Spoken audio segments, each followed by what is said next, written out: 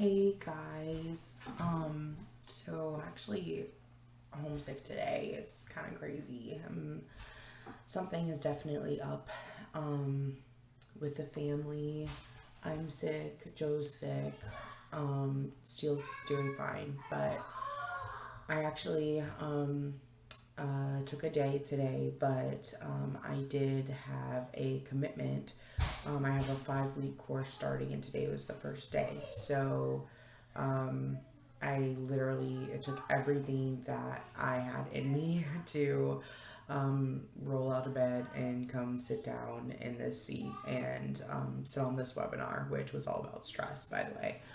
Um, and I don't know about you, but I'm gonna be transparent because I also, so I guess I'll take it back. So there were two very compelling meetings today that I dragged myself out of bed to be a part of.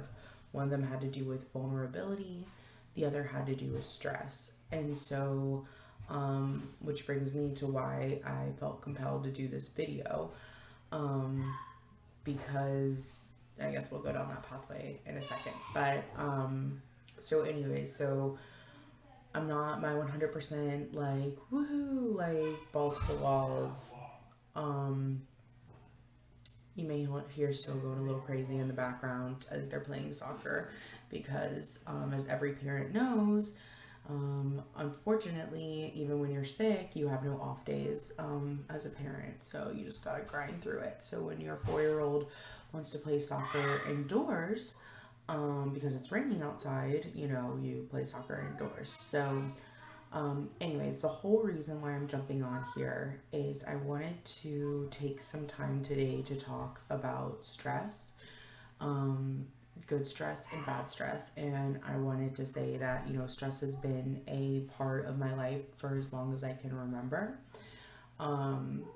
Part of the reason why I am in the 5 week program that I'm in right now is, as much as I'm able to portray that I handle stress well, I know that I don't. Like, I know that inside, like, my self-talk is not positive, that I don't know. So anyways, the whole reason why I'm making this video right now is I want to talk about stress. I want to talk about some of the things that I learned today. I want to talk about some of the coping mechanisms. I want to start including those, like, in my life and in my journey. And I wanted to share that with you guys since House of Steele is just such a monument of all those things. So I'm going to be looking at this handout a little bit because I think there were some really good points that I want to share that I think impact more than just me. So number one, I just said it, right? So, like, we all play off stress and anxiety because, like, we all have stress and anxiety. So it kind of hit me like a ton of bricks when one of the very first items on this list is, it says, okay, what are early signs of distress and what are secondary signs of prolonged stress? And I have so many characteristics of so many of these things on this sheet, and it's like,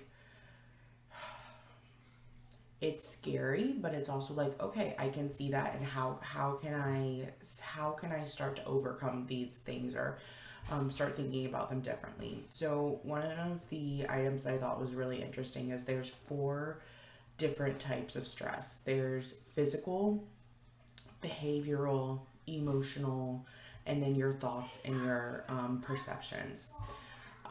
Looking at them, I feel like for me, I struggle a lot with the thoughts and perceptions. A lot of it being more like, can't switch things off. Fear of failure is a huge issue for me. A lot of people my entire life have always seen me as a type A go-getter, and they're not wrong. I am, but a lot of it is because I don't give myself any other option. And if you don't give yourself an option, or if you see failure as failure and not as an opportunity to learn something, which my entire life I feel like I've seen failure as failure versus an opportunity to learn and grow. My entire life I feel like I've had to be perfect. I just have. So seeing some of this stuff, realizing like, oh wow, like some of that like made me who I am today, but maybe some of that was unhealthy, or you know, I'm so happy it got me to where I'm at today, but there could be different ways that I'm going about thinking of those things. Like, I am really on this journey to reset my mind. So, anyways, and the reason why I'm saying all this is because I don't wake up every day like 100%. I do want to get to that point. Like, I have things that stress me in my life that I tell myself, why am I letting this stress me? So, anyways, so that got me looking at those early signs of stress, right? Um, and I think we all talk about this, but like, even for myself, like taking the time to say, why do I think this is causing me stress? Is it this one incident? Is it a bunch of incidents that are having what feels like the like multiplier effect? Like, what really is it? Like, is it because I ate like shit and so now I'm irritable and so like every little thing is, you know, tipping me off?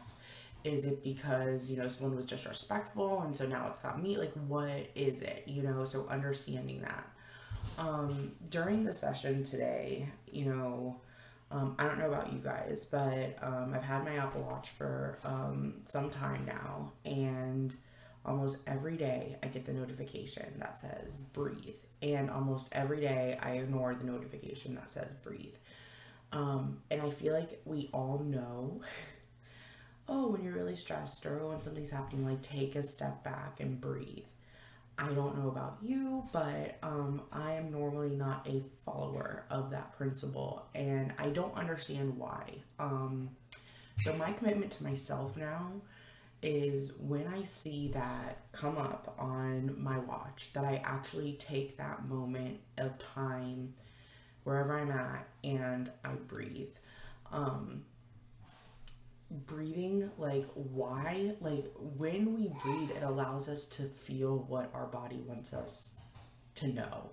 I think there's so many times that we ignore what our body's telling us, or we mask what our body's telling us into something else. And so that's gonna be my commitment. And it really helped today when we just took 1 minute out of the hour-long meeting and we just breathed. Like, we closed our eyes and we inhaled, and then we exhaled, and then we counted to 4, and it was amazing. We did that 4 times, and from the time that I did it to the time that I ended, it felt just a little bit lighter. Like, whatever I'm holding, not feeling well, like kind of being on edge. Like, right now I actually have goosebumps, you know, like, I don't know, it just slows everything down a little bit.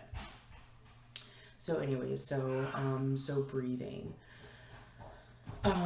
We talked a little bit about how most people cope with their stress, if they felt that they coped in a positive or in a negative way. And an overwhelmingly majority of people said that, you know, we respond to stress in a negative way. Whether it's overeating, whether it's not sleeping, whether it's, you know, aimlessly watching television, whatever it may be. And not only that, but like, those people acknowledge and they know that they're not doing the right thing, yet we continue to do it. And so, you know, it's, I don't know, I'm not going to assume anything. But it's just interesting, and it kind of made me feel like, wow, like, I'm not the only one that like feels like this. And that's why I felt compelled to make this video today on a day that I feel like shit, because I am trying to be vulnerable. I am in this for the long haul. Am I perfect? No. Is every day easy? No. But at the end of the day, like, I want to be healthy, not only physically, but my mental state as well. And so, not feeling well today has like really helped me tap into like where I'm struggling mentally. And I think a lot of it is stemming from just a lot of the life changes that my family's been under right now. But like, how do I learn and grow from that? So, anyways, like I said, I'm going to start with breathing. They also talked about a couple other things, which I'm trying really hard every day to practice myself. And one of the items that was brought up was random acts of kindness. And a lot of people, you know, they said things that we would all expect. You know, they donate, they help at food banks, and all those things are absolutely like acts of kindness. But how many times do we walk past someone in a grocery store? And now that most people aren't wearing masks, now it's like easy to actually see people's faces. But even so, even when we were for a year, like how many times do we just walk by, make eye contact, and keep walking? Like, I've really tried to be intentional with smiling at people, with making conversation, with not just the standard, oh, hey, how are you? Good? Like the autopilot, like genuinely caring about other people. If there's one thing that 2020 taught us, it's like, shit, we should care about each other, you know? Or if not, like, I mean, our future is not going to be great, you know? So, anyways, but that is something too, like, obviously, every single day that I can get better at. So, I'd love to challenge, like, us, you, me, like, shit, if there's something that we can do to make someone else's day better, like, let's do it, you know? Even if it's on a day that we feel like shit. I really think that that's how we start building back our world to being a better place, because it's just been a whirlwind these last few months. So at the end of the day, I think this is a really good video. It's definitely one that I'll look back on and be like, oh my gosh, I can't believe I posted this. But I think for myself, well, for my struggles, for things that I personally have dealt with, this is just a really cool opportunity for me to get to share how I'm feeling, where I'm at on my journey.